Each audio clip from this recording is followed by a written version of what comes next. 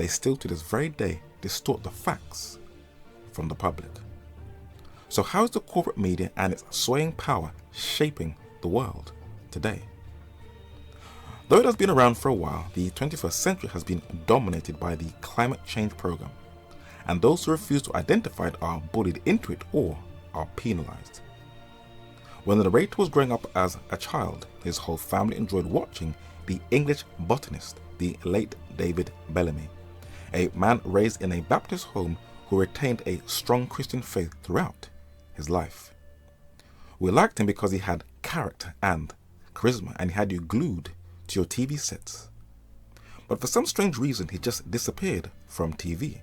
Do you want to know why?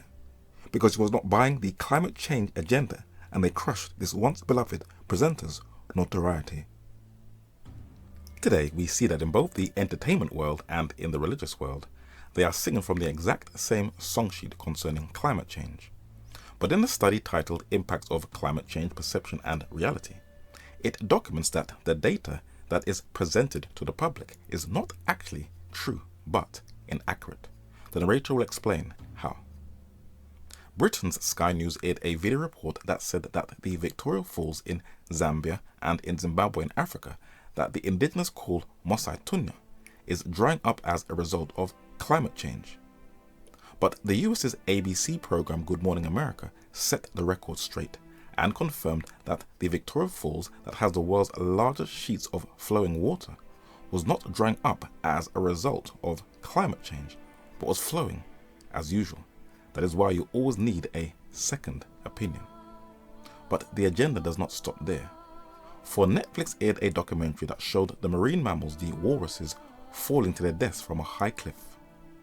When you read many of the commentaries, people said it brought them to tears when they saw these innocent animals plunging off of cliffs to their fate. But were these walruses' deaths as a result of climate change, as the documentary stated, or was the public given misinformation? This is where a thorough knowledge of history is very critical. According to the Siberian Times in October 2017, it read that village besieged by polar bears as hundreds of walruses fall 38 meters to their deaths. Very interesting.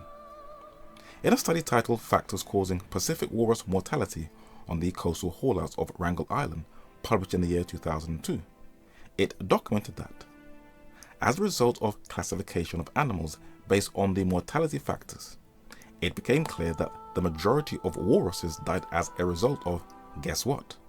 Polar bear predatory activity. The number of walruses trampling during panics, that is, stampedes caused by panics caused by polar bears, exceeded 4 times the number of walruses directly killed by predators. Deep stuff. In the Washington Post in August 1996, in an article titled Biologists Puzzled by Walruses' Deadly Falls from Alaska Cliffs, it said that the walruses have been plunging to their deaths for 3 years. In another study published in 1980 titled Mass Natural Mortality of Walruses at St. Lawrence Island at Bering Sea, it said that in October to November 1978, several thousand living walruses came ashore in at least 4 localities on St. Lawrence Island, where they had not been present before in this century. At least 537 animals died on the haul-out areas at that time, and approximately 400 other carcasses washed ashore from various sources.